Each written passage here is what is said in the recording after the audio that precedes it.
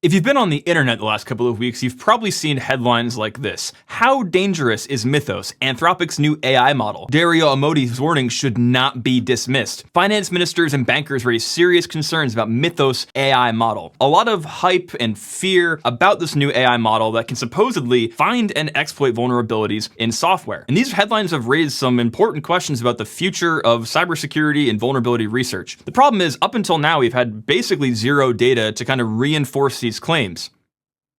Until now. There's been a lot of conversation on the Twitter sphere and in real life. Is cybersecurity dead with the release of Mythos? And now, I don't think cybersecurity is dead necessarily, right? I think there's still an industry that is alive and well. But the release of models like Mythos that are supposedly very good at vulnerability research does beg some interesting questions about the world of security research and reverse engineering and bug hunting in general as these models become more publicly available. For those of you not aware, Mythos is a model by Anthropic that supposedly on this graph go up chart is significantly better on not only finding vulnerabilities, but specifically chaining vulnerabilities together to write full-on exploits to write exploits for software. And as a result, because of how dangerous this software supposedly is, this model can just find exploits and exploit them. It was given only to a select list of companies so that they can find bugs in their internal software to hopefully make the world a better place. And because of this, it's too dangerous for the public marketing. There was a lot of conversation about, is it actually too dangerous or is it all just hype? We actually have no publicly available data on if this model is really better at doing anything. Until now. Enter curl. Now, curl, if you're not aware, is a tool that's used to do web requests on the internet, and not only a command line tool, but libcurl, the software behind curl, is a commonly used piece of software in the C programming language to do web requests. And so a vulnerability in libcurl would be a really big deal. The ability for a malicious web server to serve down traffic that pops a libcurl instance would be very bad. And so with that, libcurl actually got an audit by Project Glasswing using Mythos, and the results are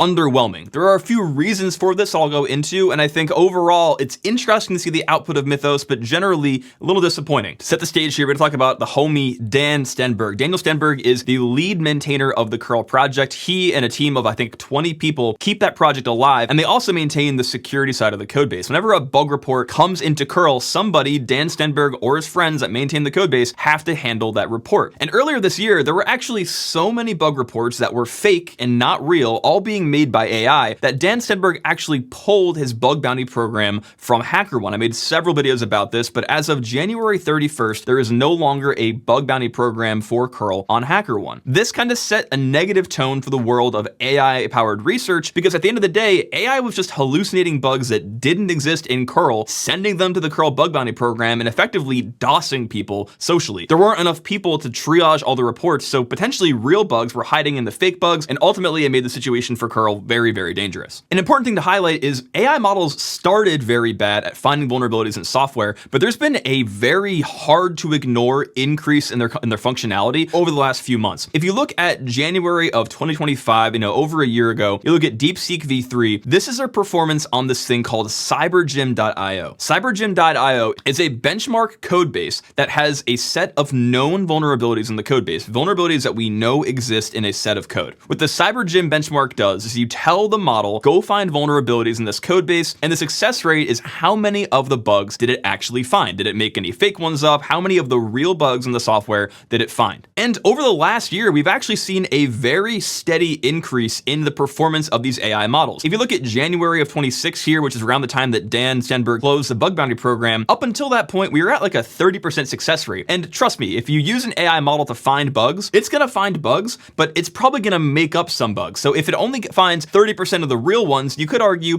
70% of the bugs are fake. As we go up the graph closer to this time period, now we're in May, April of this year, Claude Mythos Preview supposedly, again, closed metrics, I don't have access to these, but it's finding supposedly 85% of all bugs. So with that, Dan Stenberg took the free scan he was going to get from Project Glasswing to figure out how many hidden memory cushion vulnerabilities were hiding inside of curl. Now, one thing we need to highlight here when talking about curl is this is a point that Mythos and Glasswing acknowledged before even doing the report. Curl Curl is one of the most fuzzed and audited C code bases in existence. It's fuzzed by open source fuzz, by Coverity, CodeQL, multiple paid previous audits. Finding anything in the hot paths, a hot path meaning the most common used default config paths like HTTP1, TLS, or URL parsing, is extremely unlikely. And even Dan tweeted out, I think this is on Mastodon or something, he did a poll, how many bugs do you think Glasswing is going to find? And the answers are, between 1 and 10, nowhere near 25 and 100. Also important to point out that curl, while not only being one of the most heavily audited code bases, is also one of the most cared about code bases. Daniel Stenberg is one of the most meticulous maintainers of a code base. And if you look at this slide from a presentation that Daniel Stenberg did, these are all of the different things they do to the code base to make sure that it is a safe code base. He takes the severity of being the maintainer of curl extremely seriously. They have review bots, human checks, many tests, document everything. They do fuzzing in CI and don't stop doing it while doing signed releases and private security reporting. And so the Mythos report came out, and ultimately Mythos actually only found 5 vulnerabilities. And again, these are confirmed vulnerabilities, confirmed by the AI, which is going to have like the red alarm emojis in the report and stuff. 5 confirmed vulnerabilities that actually boil down to only 1 vulnerability that end up only being a severity low CVE. So we take all the Mythos hype, all of the it's too dangerous for the public, and it boils down to a single vulnerability in a 17,000 line code base in C. And notably, 0 memory safety vulnerabilities were found in curl. If you read or watch any of the reporting or the conversation about Mythos, there are 2 separate categories of problem that we're trying to evaluate if Mythos is actually good at that no one objectively knows about right now, except for people internal to Project Glasswing. The first one is Mythos objectively better at finding vulnerabilities? That there is really no publicly available data that confirms that, right? And again, all of these are metrics that are being created by Anthropic or Project Glasswing that none of us can see. But if you look at the graph that they've published on Mythos, the other category of problem is Mythos better at writing exploits, at taking other vulnerabilities, several maybe small scale vulnerabilities, and chaining them together into a full-on exploit. If you don't know a ton about the world of exploitation, typically when you find vulnerabilities, they enable these things called primitives, right? You have an arbitrary read primitive that allows you to read memory outside of the bounds of the buffer. So you use that to bypass ASLR. And then you have an arbitrary write primitive that allows you to replace a pointer somewhere with something else. And then that pointer gives you code execution. The ability to chain multiple exploits together autonomously is what Anthropic claims makes Mythos more dangerous. It's important to highlight that Mythos did find a vulnerability in OpenBSD, a 27-year-old OpenBSD bug, but reporting shows that it took $20,000 of token spend to find this vulnerability, and ultimately this vulnerability is just a DOS, a denial of service, meaning it'll crash the kernel, but it doesn't create any primitives that enable the attacker to get remote code execution. So in terms of finding vulnerabilities, it's entirely possible that Mythos is not actually that much better at finding vulnerabilities. And on top of that, it doesn't even seem like Mythos is that good at rooting out false positives, because if you look at the report here, 5 issues were sent to the curl security team. Of the 5,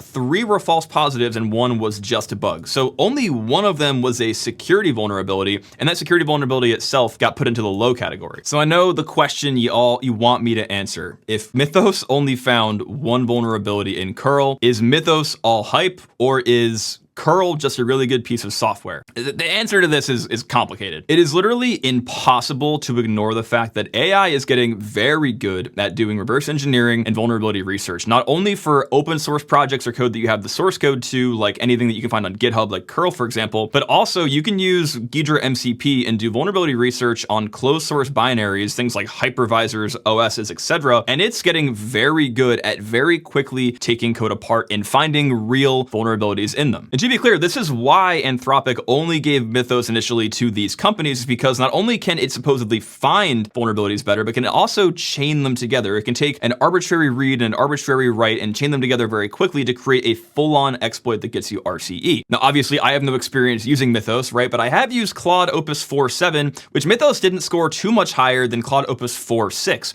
And Opus 4.7 is very good at finding vulnerabilities. So it's entirely possible that Mythos could actually be good. Is it end the world, we're gonna have a cyber apocalypse, the world is gonna completely end tomorrow kind of good? I don't think so. But it's impossible to ignore the fact these models are getting very good. Now that being said, why did it not find more bugs in curl? I think curl is just objectively a good code base. If you look at all of the tasks that Dan Stenberg gives his team to make sure that curl is safe, it's very obvious this is a well cared for code base that gets a lot of review and a lot of audits. It's the same reason, by the way, that I think that major bugs have not been found in Apache or Nginx. I know there's that one Nginx CVE floating around, but it's not that big a deal. We'll talk about that in a different video. That being said, there haven't been a ton of bugs in that software because they're already some of the most highly audited code bases on the internet. So what am I trying to say here?